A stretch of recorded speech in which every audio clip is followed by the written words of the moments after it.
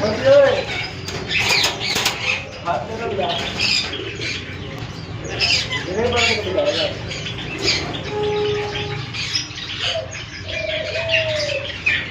नाम रह गए? 6 अभी 6 रह रहे हैं